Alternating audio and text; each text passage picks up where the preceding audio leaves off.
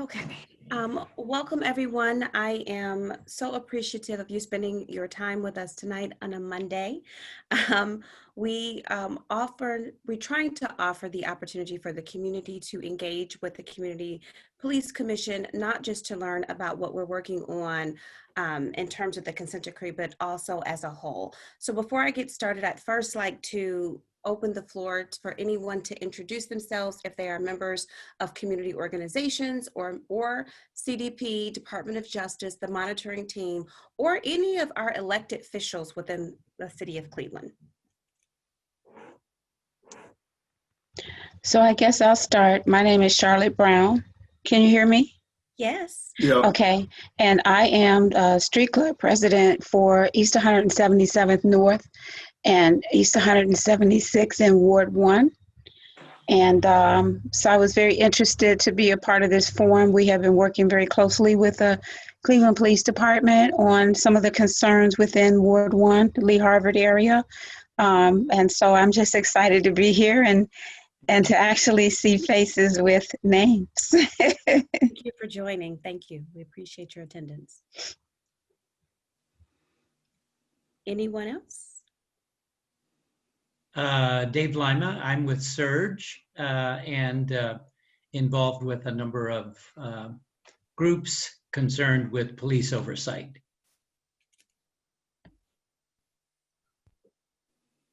Thank you, Dave.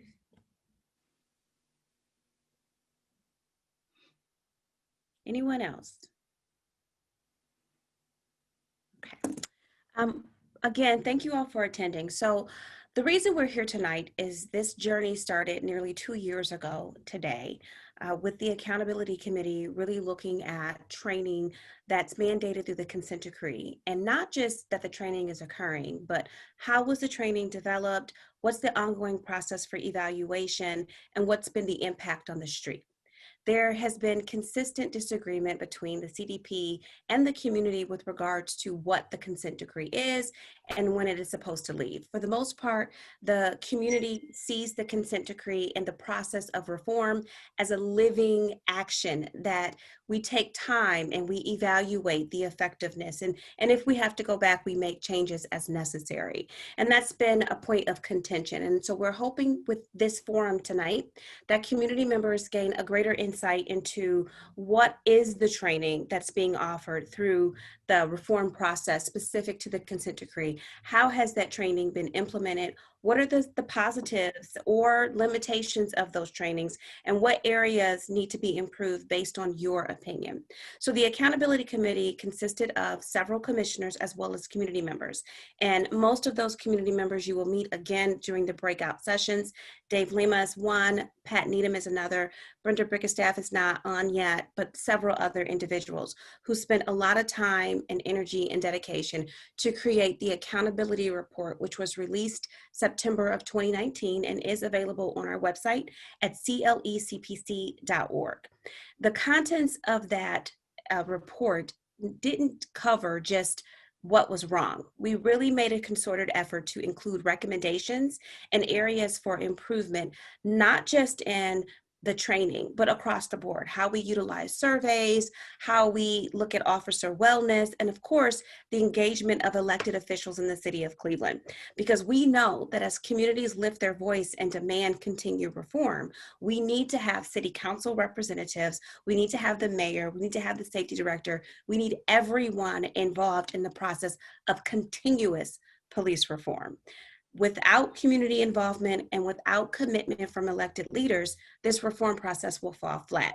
So the purpose for tonight is to basically give you more detailed information about what training has occurred, reviewing the training review report, and then breaking out into individual sessions to look at some of the key trainings that have been developed and evaluated and are implemented currently in the city of Cleveland.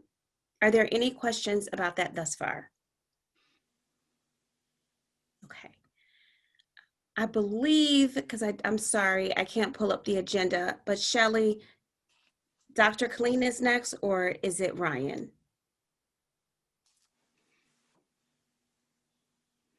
You're muted.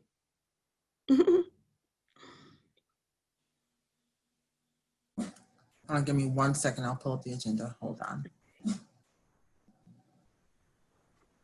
So with the accountability report, one of the great things that came from that is a survey. And what we identified was that in 2016 and 2018, the CDP utilized 2 different surveys. They were administered by 2 different organizations, and they did not include the same questions. You just let me know when you have it. And they didn't. Okay, I do. Okay. And Colleen, she is next. Okay.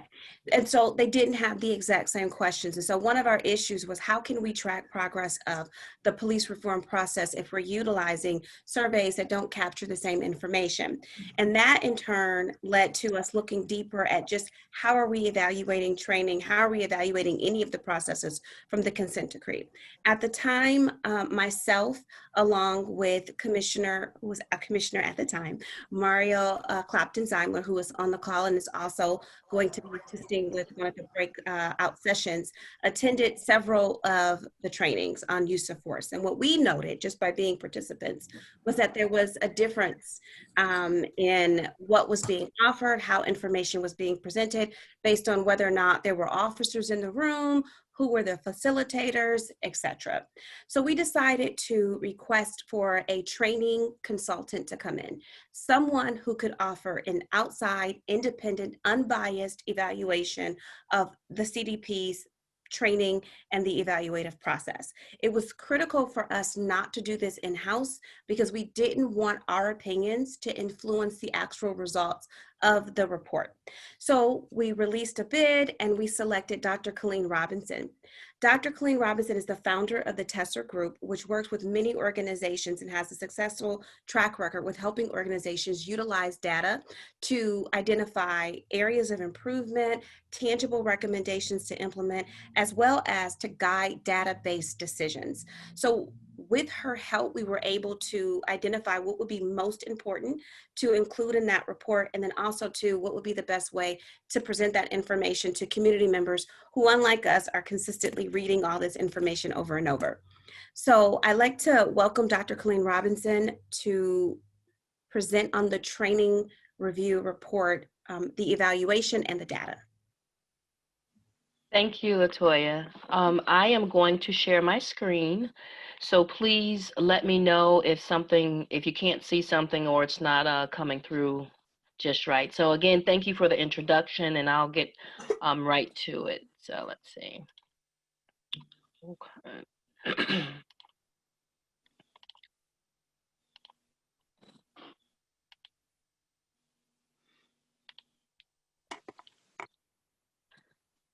Okay.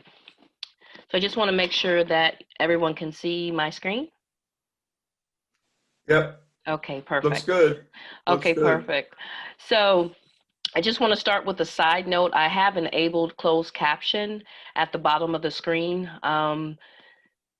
Of course, for those who may be hard of hearing, but then also in case there's a lag in internet connection, hopefully you'll be able to catch up with the closed caption that's at the bottom of the screen.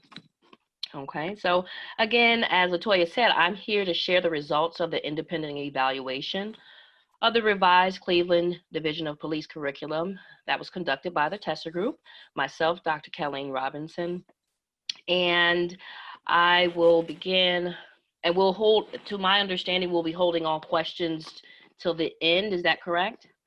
Yes, that is correct. Okay, so we'll be holding all questions till the end, but I am more than happy to go into detail, but I want to kind of give a overview so that you can get a better understanding of the process that we took to come to our findings. So this presentation is a brief summary of a comprehensive 50-page report. So my focus this evening will be on the purpose and goals, sharing with you what information we reviewed and how we analyzed it, as well as looking at the results and what recommendations we made based on our findings. Okay. So the purpose of this evaluation is to assist the Community Police Commission in its mandate to review and comment on the implementation of training initiatives and programs facilitated by the Cleveland Division of Police. The mission of the CPC is to make recommendations on policies and practices related to use of force, de-escalation, search and seizure, bias-free policing, district awareness, as well as supervisor training curriculum. Our goal of the analysis was to determine whether the feedback given by the community had actually been incorporated, and if best practices in adult education were used in that analysis. We looked at the consent decree from 2015, as well as what the mandates from the Cleveland Police Commission were in terms of being mandated to review the training. So those are the two things that we looked at. And our goal, again, was to determine whether or not there was a gap in what the expectations were and what should be included in those revisions and what was actually in the revisions. Okay. Again, we designed an evaluation to determine whether the feedback from the community had been incorporated and if best practices in adult education were used as it relates to the development of the revised training curriculum. The guiding documents that we used to frame the analysis were, again, the 2015 consent decree, feedback from the community forums from 2015 to 2019, as well as the revised written curriculum documents that were provided by CDP. Okay, so first I want to kind of make a little side note, and I just want to say that typically police training curriculum is developed with a law enforcement expertise lens, which is then peer reviewed and compared to best practices in law enforcement. This discipline-specific approach may be sufficient to meet consent decree standards and even produce some progressive policies. However, this approach often falls short of community expectations. The community is aware of many of the best practices in adult education that are used across many other industries and professions. Therefore, this evaluation uses the broad principles of adult education to evaluate the revisions that were written into the CDP curriculum. So in thinking about the revisions being made, again, the CDP curriculum and the desire to include both the community expectations and the consent decree mandates, what should have occurred was that the revisions reflected both the community expectations as well as what was required from the consent decree. Okay.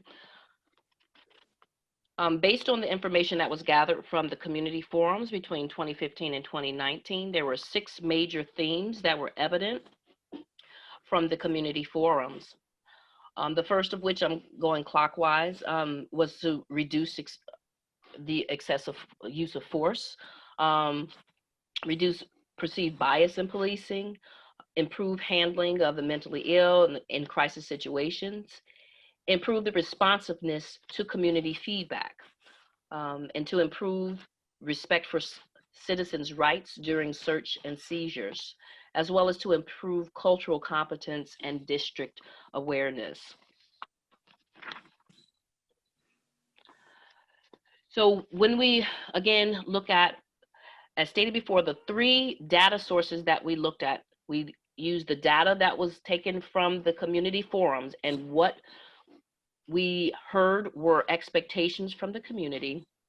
We used what was written in the consent decree in terms of mandates for training, as well as we actually reviewed the documents, the curriculum documents that had been developed to determine whether or not those things had been incorporated as they were anticipated to be.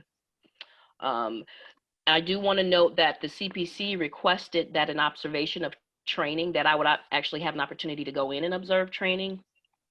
The CDP did acknowledge that they received that request. However, we never got a response back or a time that might be available.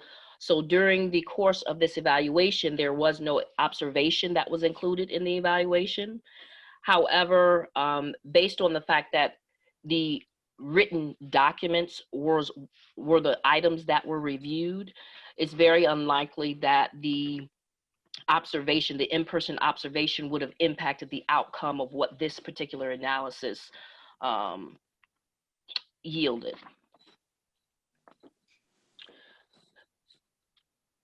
Okay, so how did we analyze this information? All right, we used 12 key evaluation questions. And these evaluation questions were I developed the evaluation questions by summarizing the information that was in the consent decree, as well as the information that was taken from the feedback in the community forums. And so the consent decree questions of evaluation: has a training curriculum been developed, submitted, or drafted? Has the revised curriculum received monitoring team and court approval as required from the consent decree? 3, do experts and guest speakers, including judges, prosecutors, crime victims, and community members, participate in relevant training? 4, has CDP actively sought out and retained qualified instructors from outside CDP to supplement the skills of its in-house training staff and adjunct instructors? 5, does the curriculum reflect adequate quality, quantity, type, and scope of training? And finally, 6, has mandated training been delivered to CDP officers? Those are items that were specifically written into the consent decree, and those were used for evaluating whether or not they were present. For the community expectations, the number 1 is our police training sessions open for the community observation. 2, based on community member requests, does the number of training hours exceed the minimal number that are required? 3, are individuals from the community incorporated as part of relevant training sessions to share experiences and stories? 4, are qualifications and police records of the district trainers made available to the public? 5, is cultural competence in training addressed? And 6, is the knowledge of the district history incorporated into training? As we look at those evaluation questions, each question was answered with the appropriate response.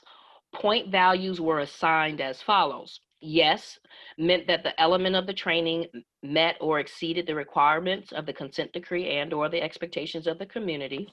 And a yes response to the question received 2 points. Partially means that some aspects may be completed, but not all, and is worth 1 point. No means that the expectations have not been met and were worth 0 points. And again, this is all based on the data that was made available during the evaluation. This is an overall tally sheet to kind of show what the overall outcomes were in terms of answering the questions. If you look across the top right answer here, this is the training curriculum across the top. The questions, the evaluation questions, are down the right-hand side of the screen, and how each curriculum scored in terms of, or fared in terms of answering the question, whether yes, partially, or no, is indicated by the color circle underneath. So for example, number 1, has a revised training curriculum been developed, submitted, or drafted? As you can see, for use of force de-escalation, that's a yes, it's green. Bias-free policing, yes. District awareness was just a draft. They had not had a final copy submitted yet, so that's why that was scored as partially. And then for supervisor training, that was also yes. And again, all of the other questions follow suit across as described previously. Okay. This is actually an example of the actual analysis sheet that was used for each curriculum. Again, the questions are identified, whether or not they met the expectations, and then they were scored out accordingly. This is the bias-free policing. And so right here, we have 5 out of 12 points were earned from this particular section for the consent decree requirements, and 2 out of 12, points were earned out of the community expectation. And that, again, this tally sheet or analysis sheet was used for each,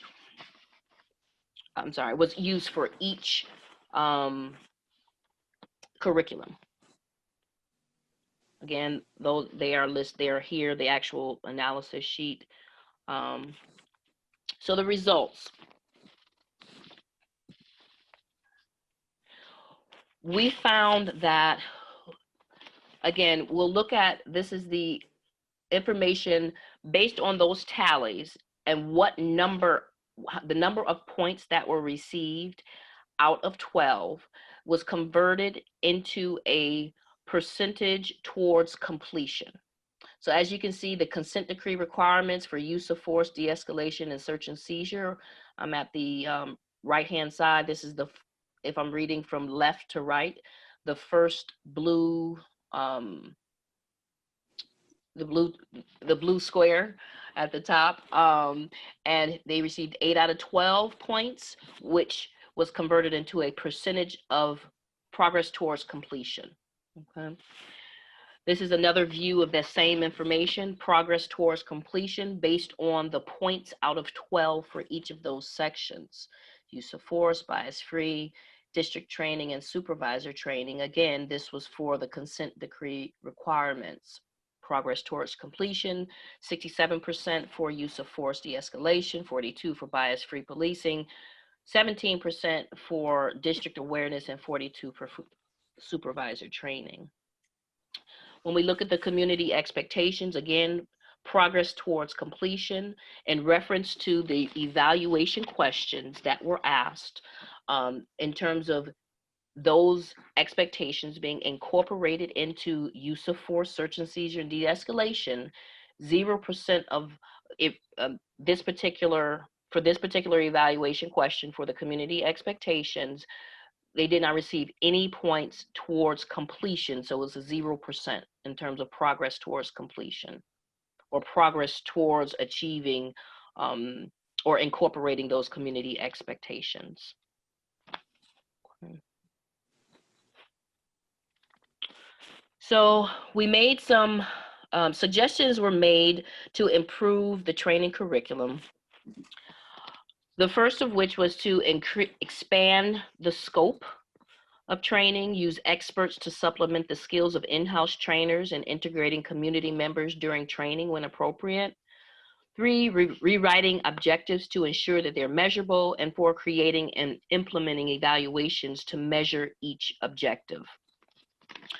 The overall analysis uncovered a gap in terms of it was really evident that supplementing the skills of in-house trainers was something that was not currently being done in any kind of consistent way. And that is definitely, in terms of recommendations, something that could be implemented right away, kind of low-hanging fruit that could be incorporated right away. So that was definitely one of the recommendations that was made. The search and seizure training documented participation from prosecutors.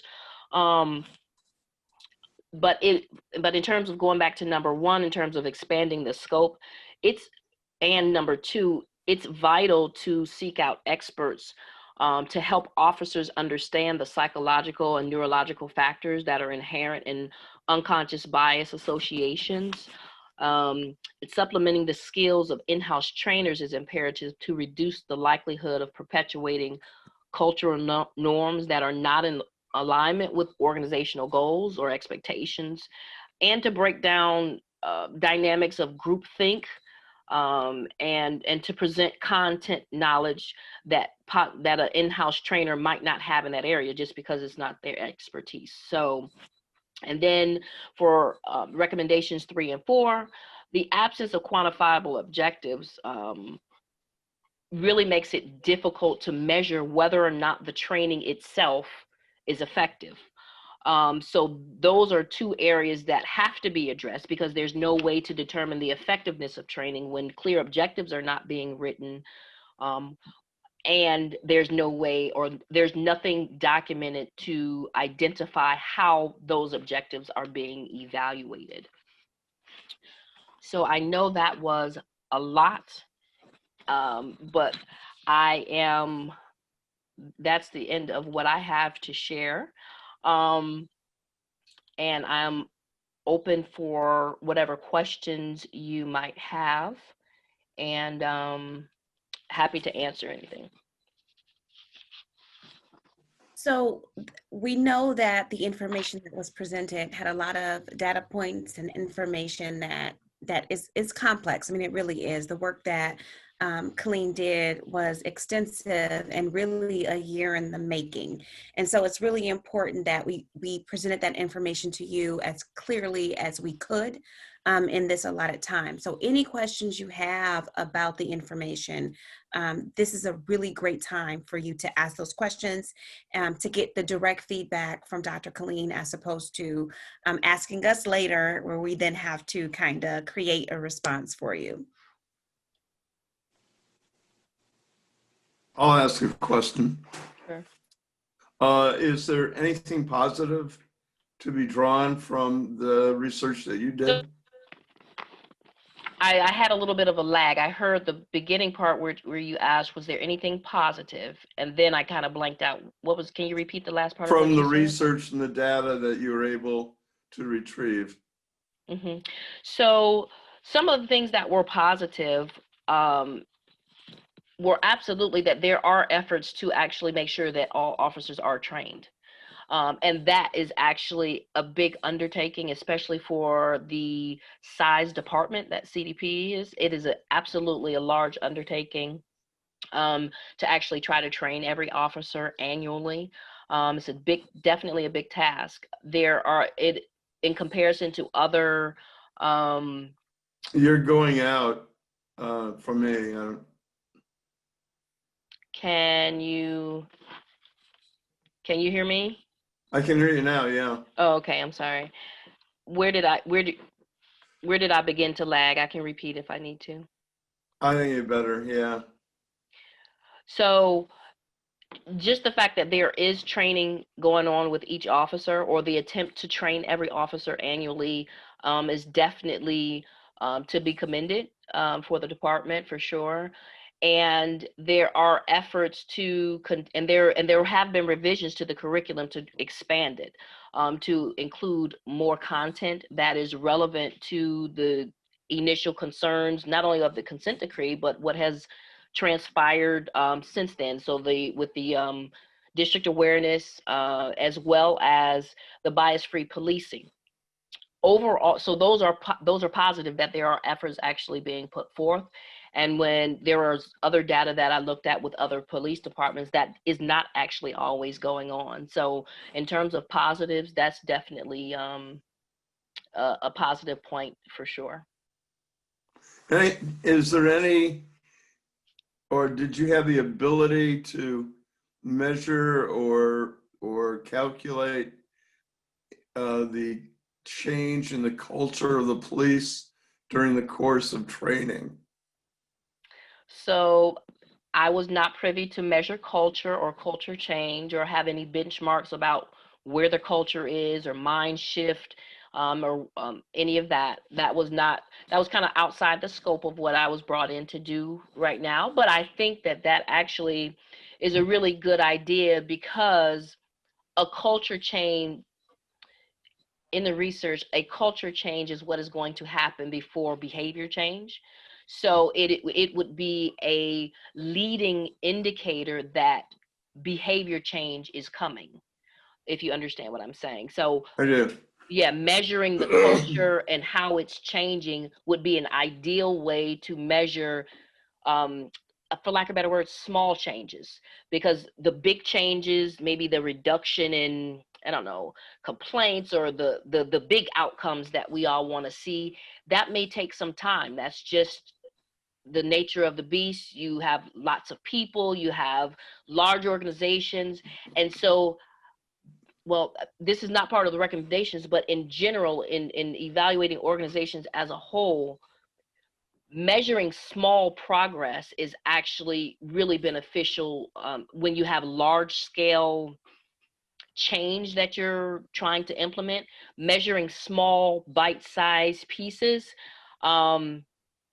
is is good for morale, to actually show some progress, because it's a large scale project that is not going to happen overnight. I hope that answers your question. Dr. Colleen, we have a I question. have a question. Oh, go ahead, Lou. And then I'll take a question from chat. Since you weren't permitted in to observe the training, how can we be confident that the tone changed and that the department or the division communicated to its officers that the old ways had to change? To be honest with you, without having gone in, there's no way that I can speak to that directly. Because the only thing that, and now I will also say, there are other curriculum reviews and departmental reviews where all that's reviewed is documents. And so that is also typical. But if you're looking specific to say, because it's possible to say that one thing's in writing, but in action, we do something else. And to be honest with you, I hate to keep saying that that's a whole nother analysis, but that is a whole nother. Does what you have in writing match what you do in operation? That in and of itself is a whole nother study. And again, this is a huge, huge project. Of course, we are all aware of the of everyone's new understanding that these issues are paramount and need to be addressed, but it isn't anything that's going to happen overnight. So to answer your question, there's really nothing that I was able to have available to me that can ensure you that in action, in terms of what's going on during training, if any of that has changed. All I could tell you is what's in writing, what's documented, and the changes that need to be made from there. So we have two questions, but I want to ask Mario if he is a former commissioner and co-chair and sat in on several trainings just like I did. Do you have any opinion or observation related to culture changes within the training you sat in on, if you want to share?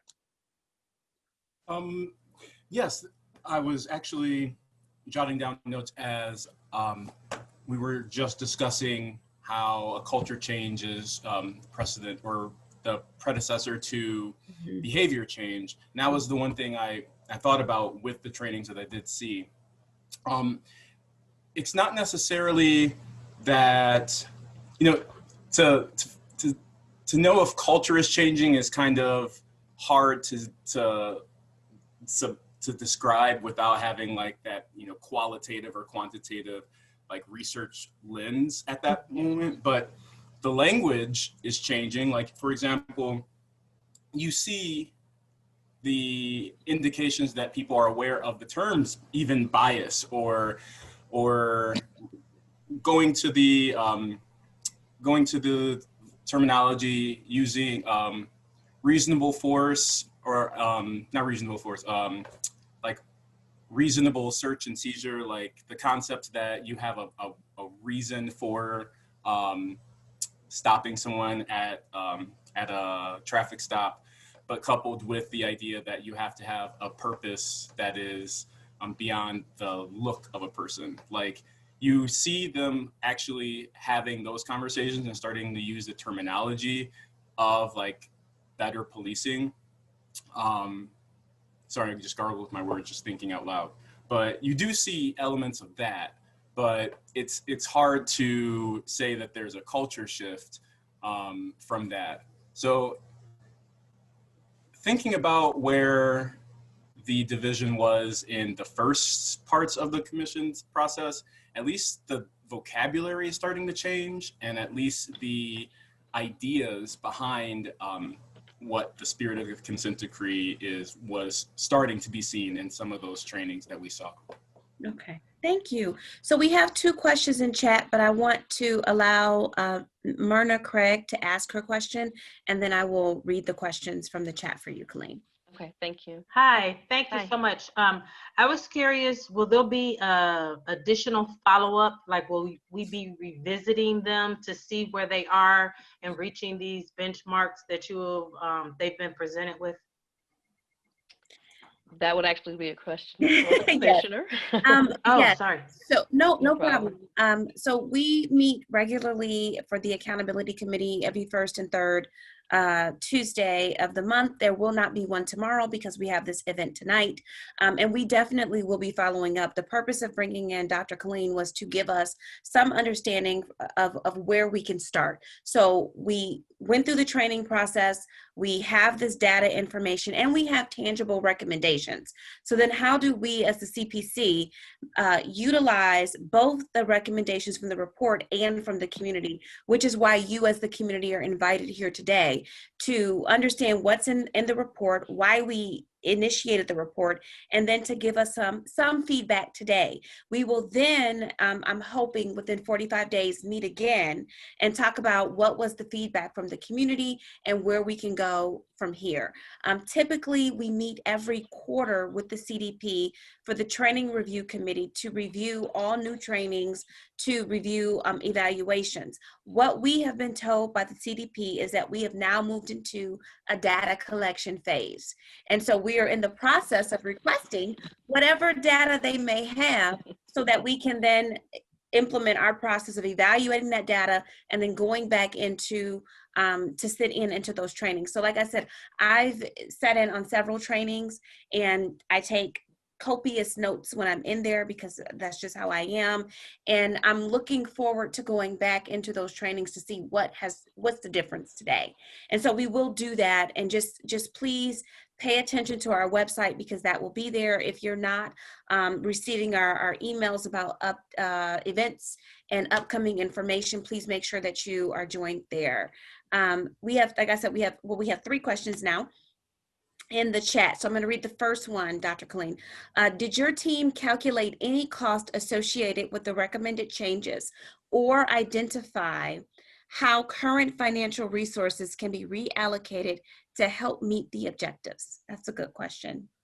Very good question. So no, that was slightly outside the scope of what I was brought in to do. However, in my research around it, I mentioned it in the report. Now the report is a very comprehensive 50-page report, so it would be easy to get lost in there. But not one of the main recommendations, but one thing that I did see that other police departments are doing to really try to tackle this training task that they're have been put on their plates is to incorporate online training where there are online LMS where there are certain, let's just say, I'll describe something like a procedural justice or something that's very procedural and less scenario based and action based. But for those items that can be done in an online setting, which again, somebody could come in externally to say this would be good to do in a hybrid or online setting, it would free up resources to really focus on those face-to-face interactions and make those even more meaningful, spend the time to really make sure that those objectives and the evaluations are there so that, again, the effectiveness of the training can actually be measured. So again, with all of the content that is covered and the number of hours that are covered, having that content covered, for lack of better words, only with butts and seats in a room, I think is a miss in terms of what the full opportunity is in terms of training. And of course, with the onset of COVID, we have all become so much more familiar with the online environment and what is possible.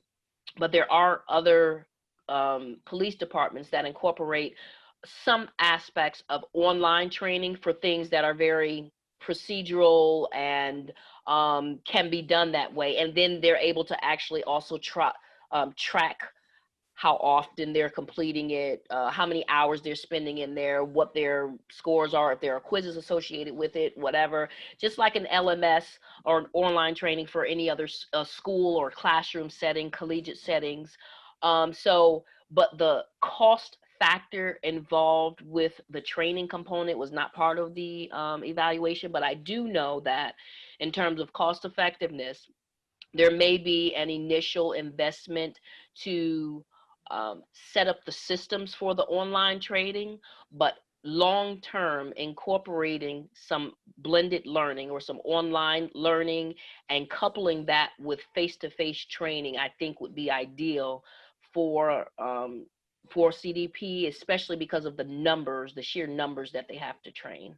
So I hope that answers your question. I kind of veered off a little, but hope that No, I answers think your question. that's a good answer, but I want to make sure to follow up. CDP does have an LMS system where police are supposed to be able to access it within their vehicles. The problem then goes to the other part of the consent decree about equipment resources for officers and ensuring that each police vehicle has a computer equipped to access LMS and that those systems are in there. So because that question is there, when I meet with the training review committee, I will ask them what's the status of that system being implemented and what has been the success rate thus far with those who have utilized that. There's another question from the community. I'm sorry, from Everett Gransberry. I know that this question is coming after the work was done, but where is the education aimed at the community, the culture of the community, and what needs to change in order for the police to effectively do their work and meet the recommendations? Great question. I want to clarify, is the question, you know what, can you just repeat the question for me? I know that this question is coming after the work was done, but where is the education aimed at the community? And I'm wondering if that is CDP education to the community. So I don't know that part. But the second part is the culture of the community and what needs to change in order for police to effectively do their work and meet the recommendations. So Everett, if you could clarify if that's CDP or Dr. Colleen, who are you asking that to in terms of education aimed at the community? And while we wait for that, Richard Jackson has a question but has to leave. So you may ask your question while we wait for clarification on the other question. Oh, okay. Thank you. Thank you, Doctor. My question is this. You spoke about the subject matter experts, and I saw on your chart that you had on one side what the consent decree required and the expectations on the other side of what the community had. And I was looking at the numbers that you came up with in the calculations and the analysis. So my question is this. The subject matter experts, I understand that they would be there for content, but you're also talking about people to come in to talk about more of how they're getting the information out to the students, to the officers as a learning environment. That said, is that a shared gap in expectation between both the consent decree and what the community is asking for? And if so, which one is the lowest hanging fruit? Is it the content or is it the delivery?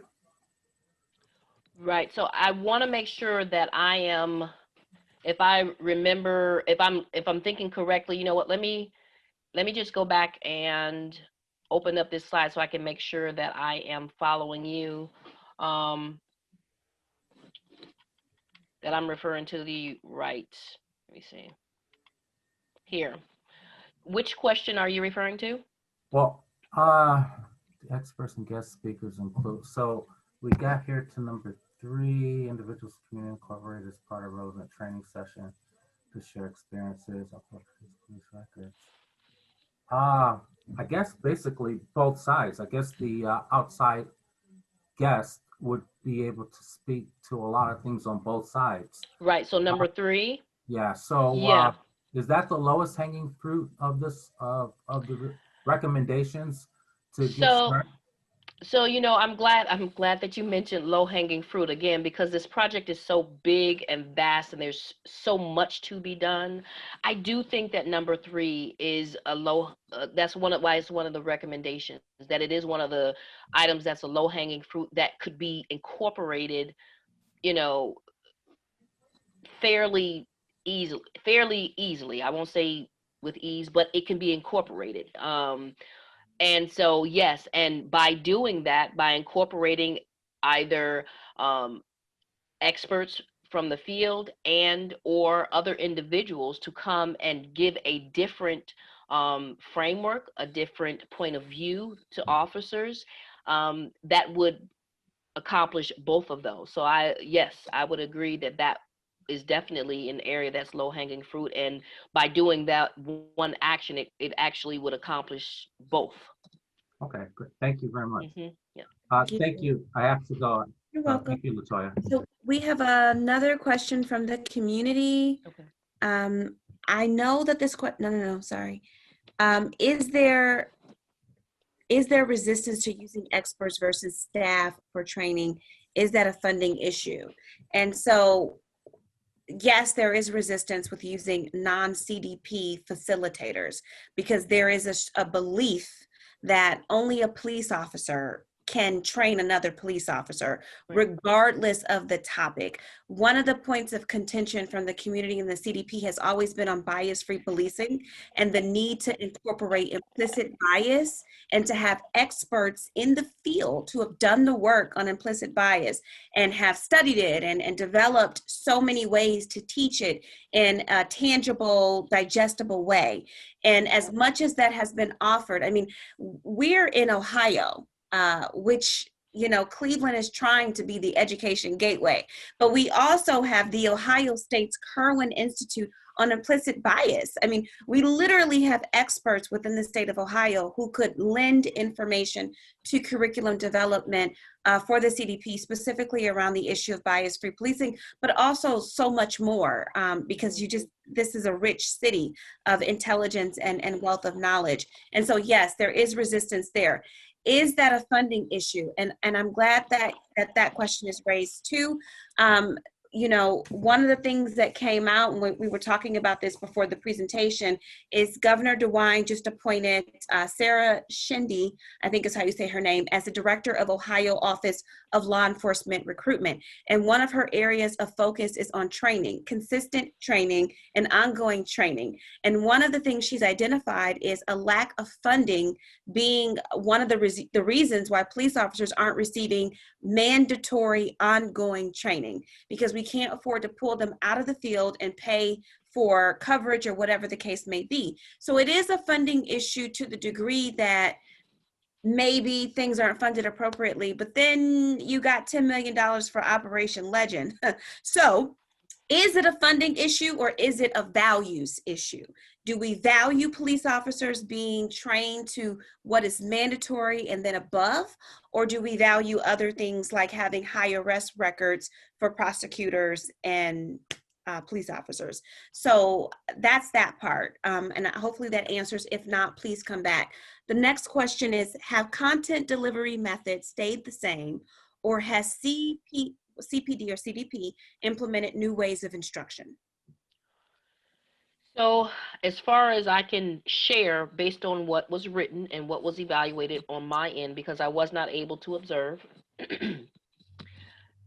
the majority of content delivery is absolutely done in lecture. There are some pieces that had clear scenarios that were used, so they were active and engaged, but the majority of the curriculum was basically lecture, handouts, and that was kind of all that was documented. Yeah. LaToya, Commissioner, you were able to sit in. Did you see something different? Okay, how would I say that?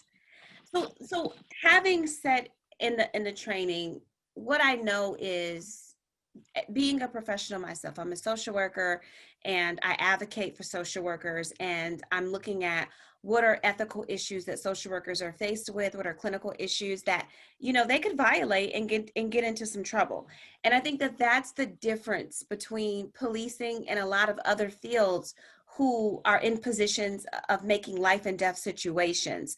For police officers, I think they tend to err on the side of, I could be in that seat one day, so I don't want to harshly judge what another police officer has done. And that significantly impacts training, because you're not teaching based on like what you hope to accomplish. You're teaching based on what you fear won't happen to you. Right. And so it's the training that Mario and I sat in was use of force. And one of the things that consistently came up was no Monday morning quarterbacking. You don't know what that police officer went through when they were making that decision. Instead of saying, that police officer could have did this differently, there was a better way to do it, they're very reluctant to do that. So again, as Dr. Colleen said, it's about having a shift in our culture and understanding that if you hold that officer accountable, it doesn't then put you on the chopping block. It elevates your profession, it elevates your protection, and it keeps you and the community safe. But that is I think that's a bigger issue of culture and philosophy that has to start from leadership, because it isn't, as much as we yell at officers on the street, they're taking their direction from officers in charge. So whatever you see them doing, it isn't because they joined the force and said, I think this is the best way to be a police officer. This is because this is what they've been taught, they've been exposed to, and that is a culture in and of itself. I want to make sure I get back to Everett Gransbury question, because I think he provided some more information. And he said, well, because it is after the fact, I can assume it was not addressed, meaning the training from CDP. However, the community has a perception of the police has changed.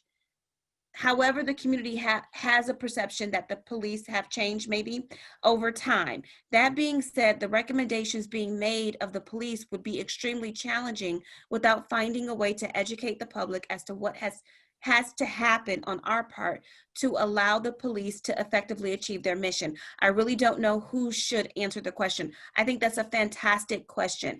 And it's something that since the onset, the whole purpose of the Cleveland Community Police Commission's existence is to be the conduit of knowledge between the community and the police and vice versa. So if you want to know what's happening with police reform, please attend our quarterly meetings, attend our committee meetings, go on our website. We publish, I mean, I can't imagine right now how many documents we've published on the police reform effort. So that would be the first way.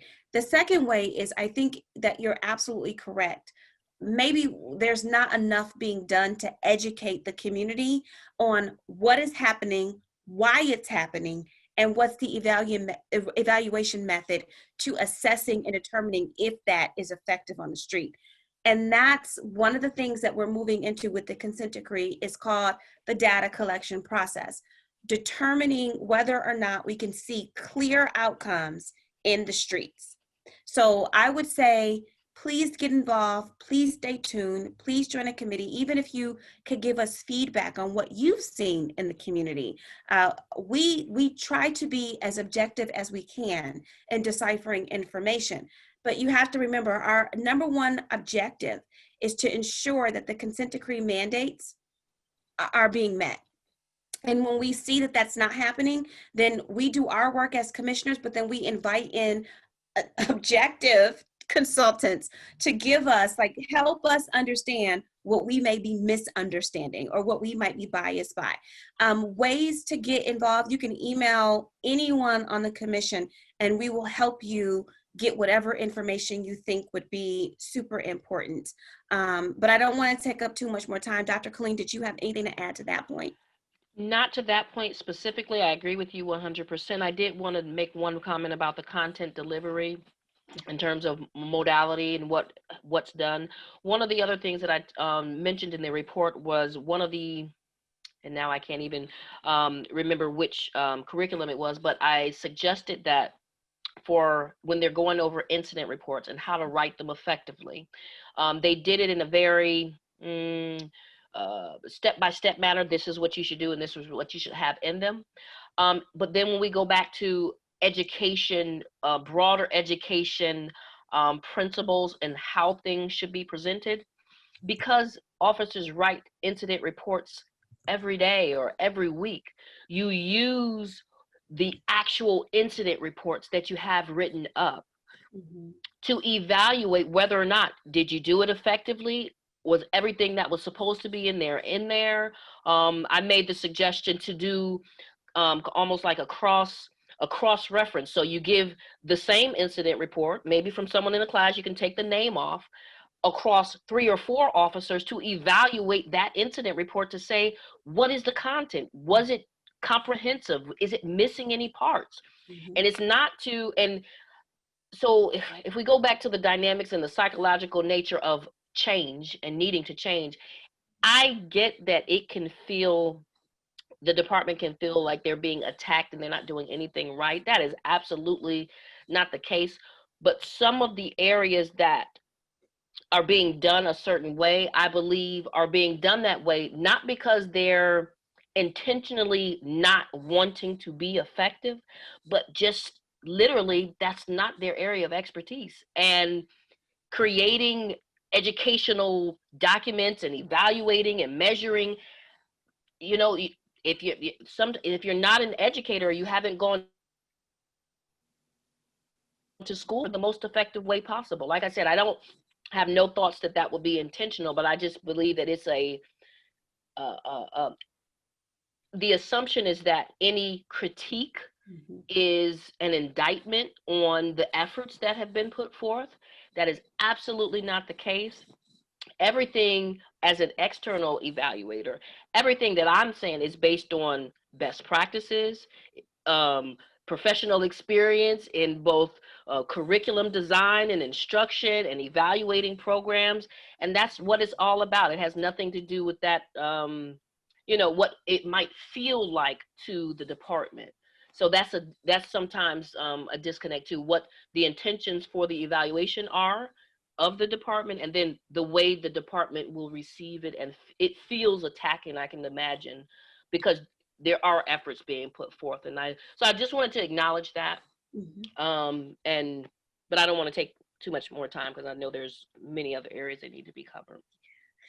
So if there are any other questions, because we do want to make sure we have enough time for breakout sessions and to discuss at least how you can get involved via the survey and other means, please put them in the chat box. We will keep those and we will save those and send those to Dr. Colleen or whichever commissioner can answer those questions. If we cannot answer those questions, we will send those questions out to CDP to request that they provide feedback on those.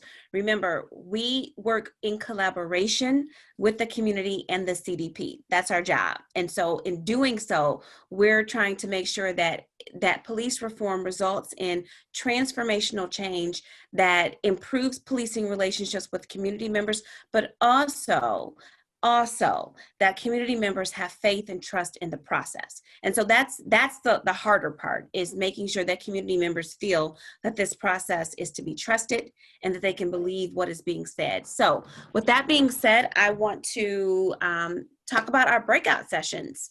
Shelley, could you put up the agenda for me if you have it? If you could share your screen.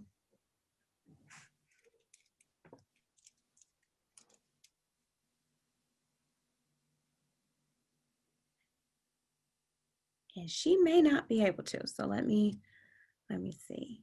Shelley, oh, you're trying. I see you. Oh, I'm sorry, I was muted. Yeah. 1 second, share screen. And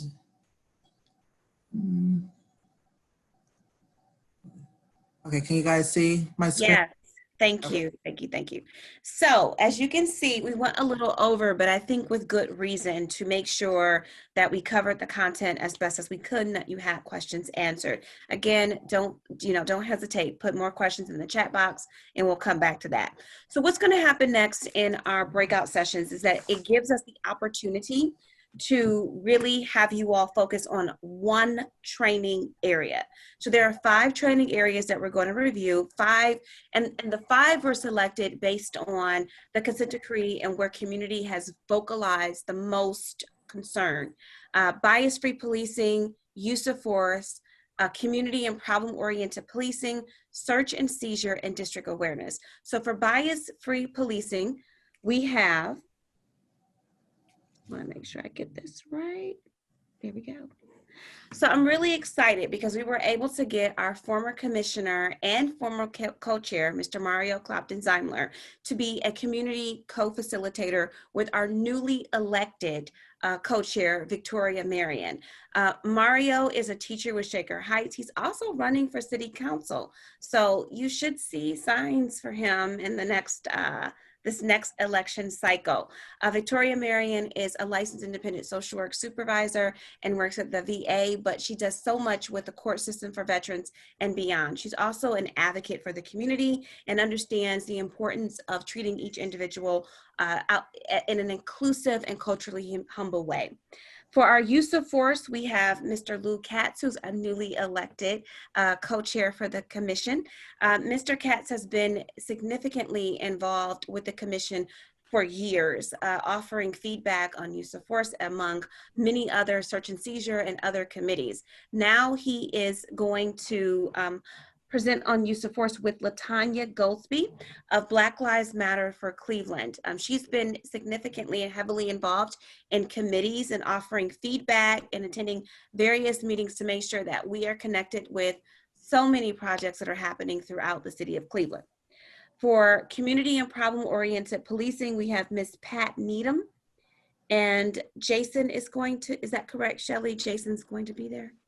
Actually, I'm going to with Ms. Pat Needham, and Jason's going to pop in and out of the breakout sessions. Sounds good. Miss Pat Needham, if you don't know her, you probably would if you saw her face. She is heavily involved in the commission from the beginning. She knows the consent decree forward and backwards. She is a gem and is extremely supportive and giving of her time. And Shelley, who is our community outreach specialist, you know her. She's constantly running around with the mic, trying to make sure everybody, when we could have in-person meetings, said their comments and were engaged. For search and seizure, we are very fortunate to have Gordon Freeman, who chaired that committee, but also expanded his work to include a youth policing project, as well as looking at how police officers engage with the LGBTQ plus community. And with him is Dave Lima, who is an active member on the Accountability Committee and also Surge, and also works on Operation Legend. So if you have questions about that and how it relates to search and seizure, he probably has an answer for you. And then the final breakout session is the district awareness training curriculum. And what that is new. It's very new. There's been absolutely no training on it yet. And that's why we're here, is that this is one that we might be able to impact some more significant change in the actual development of that, because it's going to be district by district. So you registered for which breakout group you were going to be in. Please, those who are the co-facilitators, make sure you hit record when you go into your breakout session at the top of the screen to make sure that we have that. You can ask questions within the breakout sessions via chat, or you can unmute yourself. Your co-facilitators will assist you with that process. And we will be there for about 30 minutes, and then we'll come back to the larger group. So when you see the breakout button hit up on your screen that says join, just hit join and you will go to your breakout session. Thank you. How are you, Lou? Good. We had a small group, but a good conversation. Good, good. And I think Everett Gransberry might have summed up what we were trying to say at the end. Okay. Absolutely. I think that's good. I mean, definitely, Colleen, we need to talk about just what we can do moving forward. I just would like to brainstorm with you following this.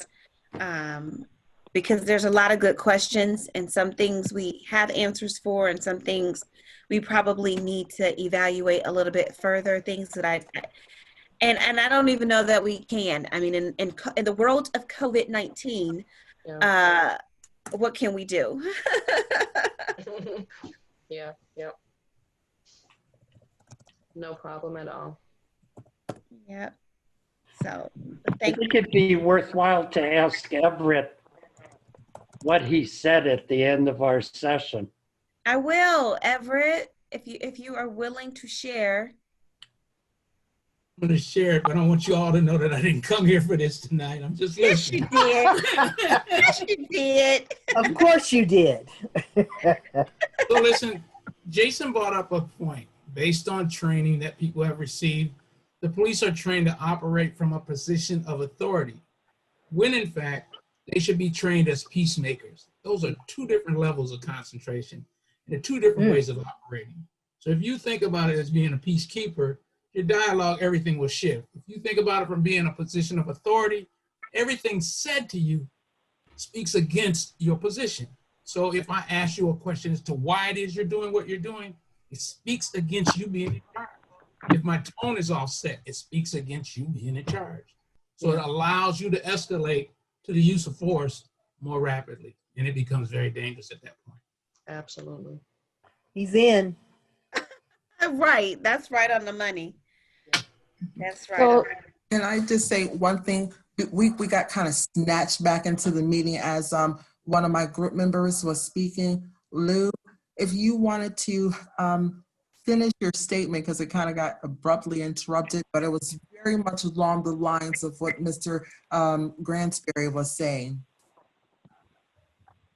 Yes, this gentleman, what he said, just exactly what I wanted to say. Mm-hmm. Mm-hmm. Mm-hmm.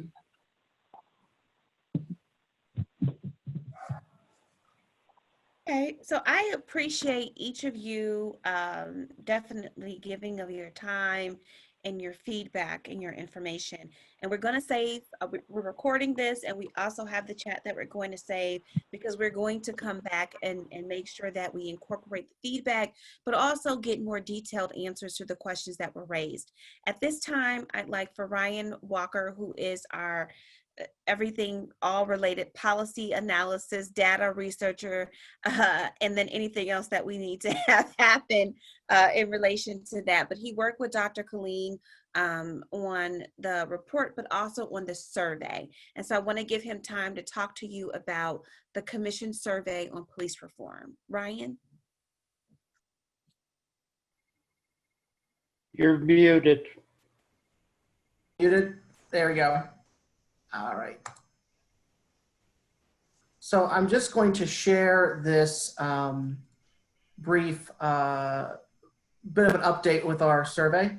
As LaToya said, I am Ryan Walker. I'm the Senior Policy Analyst at the Cleveland Community Police Commission. As she just mentioned, in tandem with analyzing the updated police trainings discussed here tonight, the CPC launched a community satisfaction survey in February of 2020. The aims of the survey were twofold. First, to assess the community's overall satisfaction with policing in Cleveland, and second, to try to assess if the changes in training are noticeable to citizens. All right, so on your screen, on this slide, there is a link to the survey, and I am going to, if it allows me to post in the text, I guess I'll post in chat afterwards. I'll post a link in the chat box to the survey. Attendees will also be sent a link via email after this meeting adjourns. Because of the disruption caused by COVID-19, the CPC has decided to extend the survey until the end of October. After we are finished collecting data, we will share our full results then. What we would like to share with you tonight are some of the preliminary demographic data. All right. So far we've had 678 respondents. Of these, 310 were employees of the Cleveland Division of Police, and 368 were not. We are glad that so many CDP officers took the survey, as it gives us insight into how people who work for the division think that progress is going as it concerns the consent decree. But tonight we wanted to focus on which non-CDP citizens were taking the survey. Amongst these respondents, 37% lived in the city of Cleveland, 21% worked in Cleveland, 36% lived and worked in Cleveland, and 6% had another relationship with the city. Now, this means that a total of 261 respondents, or about 73% of respondents, were residents of the city of Cleveland. Among these respondents, 20% were under the age of 18, 2/3 were between the ages of 18 and 64, and 14 were 65 and older. This is similar to the overall population of Cleveland. In terms of gender, 38% of the respondents were men, 60% of the respondents were women, and 2% were non-binary. Cleveland does have more women than men, but not by quite a large amount. This, however, is to be expected, as women are generally more inclined to take surveys than men are. We know that from social science research. LGBTQ plus individuals made up about 10% of respondents, which is roughly reflective of Cleveland's demographics. In terms of race and ethnicity, less than 1% of the respondents were American Indian, 2% were Asian, 34% were Black, 47% were white, and 12 were Hispanic or Latino, and 5% were other. This isn't quite reflective of the city of Cleveland, but because the survey also included people who work or regularly visit Cleveland, it is a bit more reflective of the greater Cleveland area. Respondents on average were fairly well educated, with 72% having attended college and about 29% having graduate degrees. This is also to be expected, as people with higher levels of education are more likely to participate in surveys. All right, so one thing that the CPC is particularly interested in are responses from people who have had an interaction with CDP officers. As of October 1st, 38% of respondents had an interaction with a CDP officer in the last 6 months, while 62% of respondents did not. Please note that 61%, or a little bit over 20% of respondents, did not respond to that question. And this leads me to the point I've been hoping to make, which is that we would like more responses from community members who have had recent interactions with CDP officers. This is ultimately the best way to gauge the effectiveness of these updated trainings, getting a fuller picture of the lived experiences of Cleveland citizens. So what I wanted to ask everyone attending tonight is that if you could share this survey with anyone you know who would be interested in taking it, particularly those who have had recent experiences interacting with CDP officers. Again, we're keeping the survey open until the end of October. Please consider participating, as is your lived experiences that should inform policing in Cleveland. Thank you.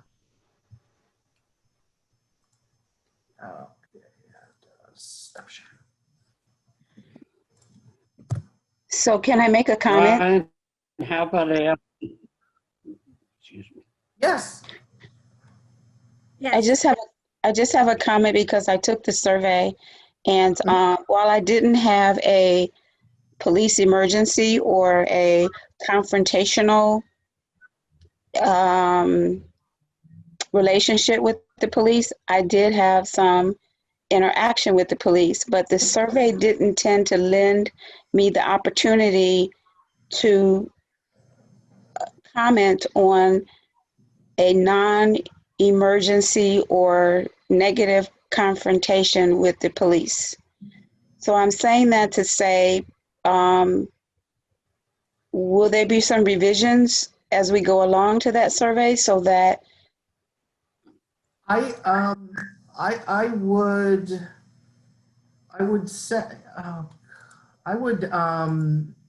push back on that and say that there are indeed questions that ask for either that ask about your experiences in general. It doesn't necessarily ask just for negative experiences. I'm going to pull up a question. Were you wanting to give feedback about like a specific incident that maybe you're saying you would like space for that, or? Yes, because it appeared that it was all related to maybe it's some kind of incident or confrontation. And I just wanted someplace to talk about my experiences interacting with the CPC that had nothing to do with a emergency call or some kind of confrontation. It's like maybe just dealing with them in the community or running into an officer at a stoplight, you know, just throw up my hand, hey, how you doing? Or they come down my street and they throw up their hand to me. They don't necessarily know me. And the fact that they even do that is, to me, interaction. They're making an effort There to, is, I mean, maybe ma'am, you missed the question. Maybe you or misinterpreted. I could have misinterpreted the misinterpreted. question, but there is a question that asks explicitly, if you think the officers performed well, can you please describe that experience? But performing in what way? I mean, I guess it kind of led me to think it had to be something where they were called. As No. opposed. No, that's for any experience. That's for any interaction. If it was Okay. interaction, yeah, no, it's. I apologize. I mean, but the Can I take it again? no, you not to, but Ms. Brown, I do want to say this though. If you what you can do is email us those instances of those interactions, and we would love to incorporate them. But I want to say the other piece, because you asked a question about us modifying the survey. At this point, we won't, because that would make the survey invalid for the entire pool. We're trying to maintain consistency, transparency, and accountability with the survey. So we won't be able to do that. However, we would love to incorporate your feedback if you've had positive experiences with officers as well. And I do want to make sure that we're clear with every single person who's can hear us right now. We're not looking for negative experiences. We're looking for experiences. What was your experience? Whatever it may have been, we welcome details on that, because that helps us with police reform. Ryan? Yeah, that was, it's too, we methodologically, we can't modify the survey at this point.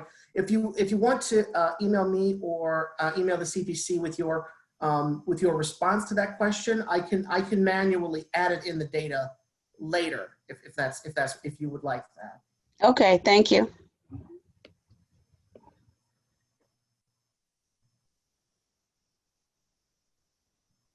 Any other questions about the survey? Because we would love to, like we said, we're trying to get a lot of the demographic of individuals who deal with police most often. And it isn't me, and it isn't many of the people who are on this call right now who would have interactions with police officers. And it isn't that we're looking for crisis. It's just, what is the interaction? What is the experience with police officers? So if you could share it amongst your network, we would greatly appreciate that. But the time is 7:54. We are going to be done at 8 o'clock. So if there are final questions or comments that you would like to make, now is a great time to do that.